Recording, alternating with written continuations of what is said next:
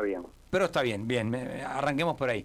Bueno, ¿qué ves del escenario actual? Sobre todo vos siendo diputado con lo que está pasando, concretamente por la movilidad jubilatoria y con esta escena económica de lo que está haciendo el presidente.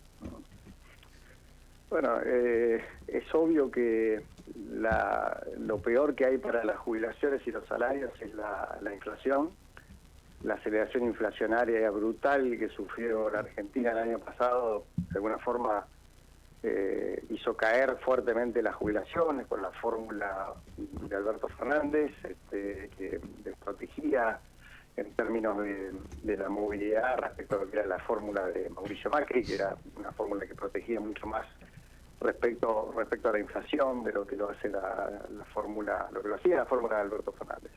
Y eso provocó una caída que, como bien decían, la oficina de presupuesto ha calculado en más del 20%, depende qué punto se tome, ¿no? En la comparación ha sido muy fuerte. Y eso tiene que ver, obviamente, con el producto de la aceleración inflacionaria. El presidente ha planteado una situación que de su punto de vista tiene que priorizar, digamos, las finanzas públicas y de alguna forma evitar que esto se vaya de control, porque eso podría generar un rebrote inflacionario y volver a poner a todos los argentinos, no solo a los jubilados, sino a todos los argentinos en una situación aún peor. Así que la posición del PRO es, en este caso, es avalar esta posición del veto presidencial a la espera de la llegada del presupuesto. Yo creo que el presupuesto puede ser una oportunidad para replantear algunas prioridades y no necesariamente, digamos, las jubilaciones se van a recomponer mágicamente por una fórmula. O sea, la verdad es que las jubilaciones, para que haya mejores jubilaciones, la economía tiene que crecer, la recaudación tiene que crecer, y eso es lo que va a permitir en el futuro pagar mejores jubilaciones. Pero acá no hay soluciones mágicas, lamentablemente. Nosotros nos pasa que con Eugenio Mucho, que está acá, ahora se va a sumar a la nota, cuando hablamos de las noticias económicas, yo entiendo el tema de la cuestión fiscal. Ahora, casi en simultáneo digo, bueno, hay una baja del impuesto país, que tiene un costo fiscal grande, bienes personales, hubo una baja importante, entonces como asalariado también siento pero... Y fíjate que no estoy metiendo el tema CIDE, no estoy haciendo esa comparación de tenés plata para la CIDE pero no para el jubilado. Hay dos medidas muy concretas, una baja en la recaudación con un sector no, tenemos que sostener esto para que no se nos vaya el número.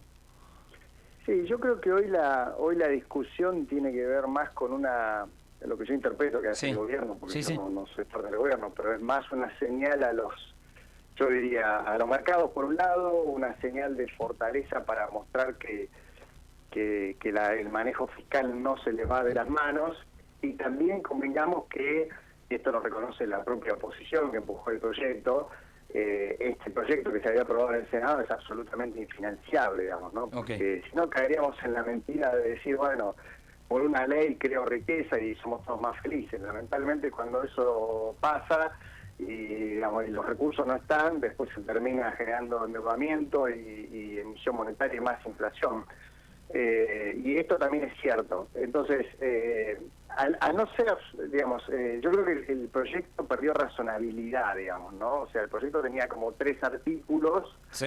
El primero, que era una recomposición del 8%, que de alguna forma le recomponía lo que faltaba de ajuste inflacionario del mes de enero, digamos, ¿no? El gobierno había dado una recomposición por única vez inferior a lo que había sido la inflación del mes de enero, la oposición, incluso el PRO en algún momento pedía por ese 8%, pero a eso se le agregaron otra serie de condiciones que son absolutamente infinanciables para un país que está fiscalmente quebrado como es Argentina. Entonces, yo creo que la decisión del presidente fue decir, bueno, la ley tal como está es infinanciable, hago un veto total, y me imagino por lo que escucho que hay algunas rumores de que el gobierno pagaría una suerte de compensación o bono, es que el gobierno de alguna forma acepta que una parte de esa recomposición es razonable, por ejemplo ese 8%, pero no el resto, digamos, ¿no?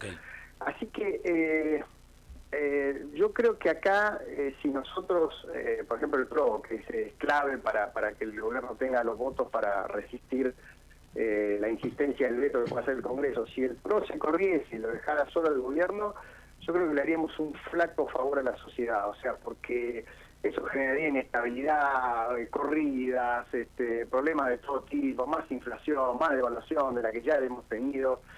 Y creo que al final del día los primeros que perderían en esa situación son los jubilados. Entonces, yo creo que es importante empezar a recomponer las jubilaciones un poco a medida que haya posibilidades y bueno, discutirlo racionalmente el presupuesto cuando haya que discutir las proyecciones de recursos y las prioridades del presupuesto. Okay. Ahí, porque ahí, perdóname Ramón, sí, ahí es donde realmente se ve quién paga, ¿no? Porque esto de regalar plata cuando que no es tuya es muy lindo, digamos, a mí me encantaría venir a la radio y prometer y regalar y cosas que no son mías y no tenemos, pero después alguien las paga. Entonces, lo que está bueno es que en el presupuesto si alguien dice, bueno, vamos a subir a los cuidados, bueno, pero ¿dónde vamos a recortar? Pero entonces ustedes lo van a plantear en el presupuesto. No, se va a plantear la discusión como en todo presupuesto, no sé si esta va a ser la discusión, pero se plantean todas las prioridades. Entonces, bueno, a ver, seguramente esto, digamos, va a estar muy caliente el debate del veto cuando llegue la ley de presupuesto el 15 de septiembre, y ahí entonces el que quiera plantear el aumento de las jubilaciones también va a poder plantear de dónde saca la plata, digamos, y qué gastos se recortan.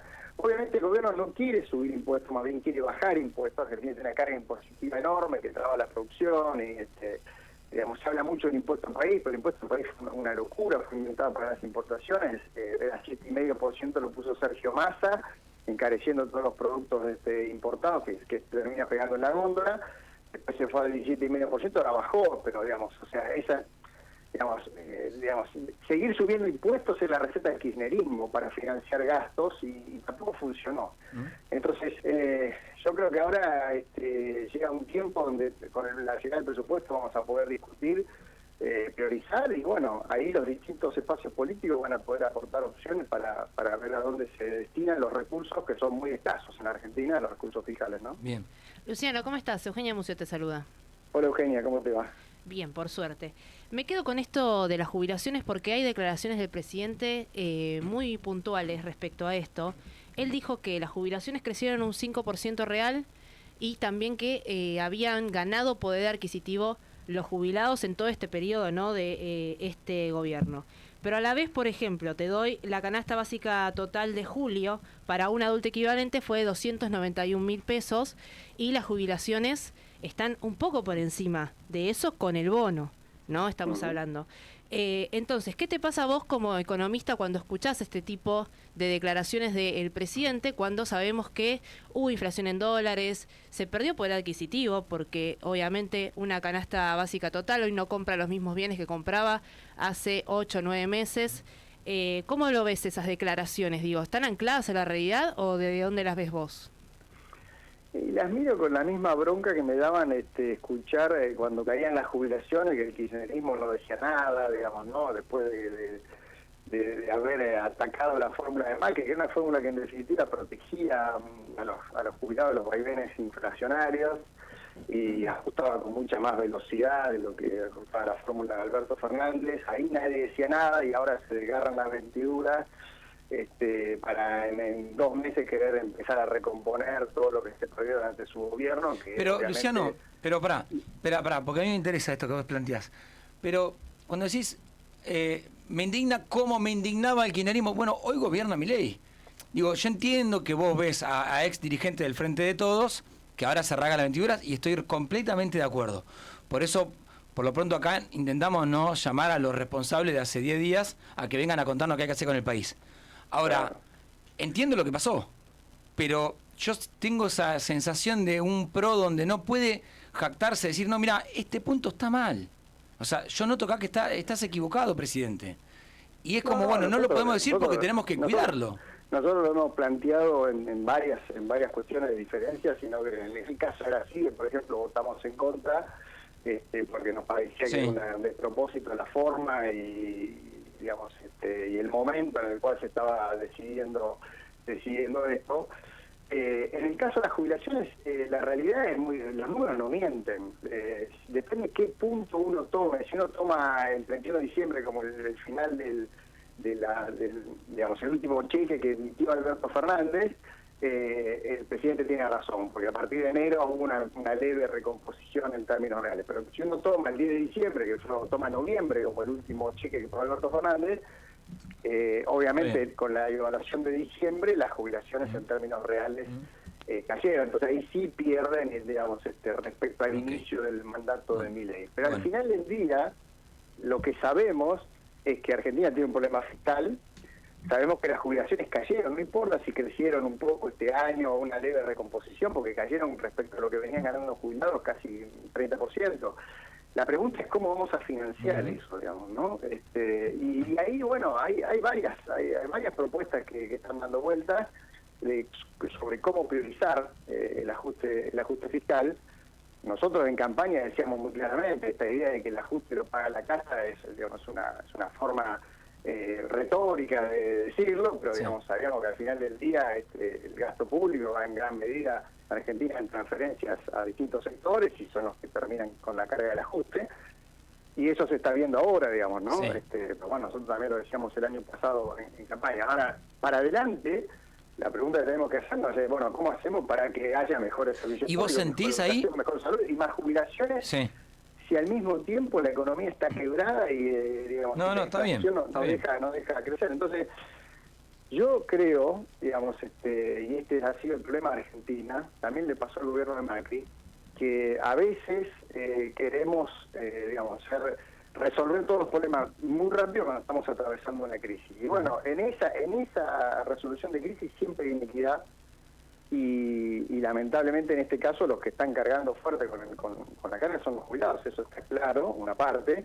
También la clase media, que le ajustaron las tarifas, pero también hay que decirlo, el impuesto inflacionario nos estaba matando y estaba ahogando la economía y estuvo generando una pobreza enorme, récord en la Argentina, y también hay que solucionar eso. Entonces es una frazada corta, donde discutir un tema puntualmente siempre tiene prioridad, digamos, respecto cuando le pones la lupa.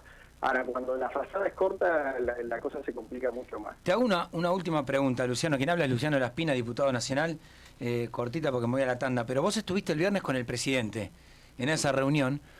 ¿Todo va camino a unir bloques, a hacer un interbloque? ¿Lo viste predispuesto a escuchar?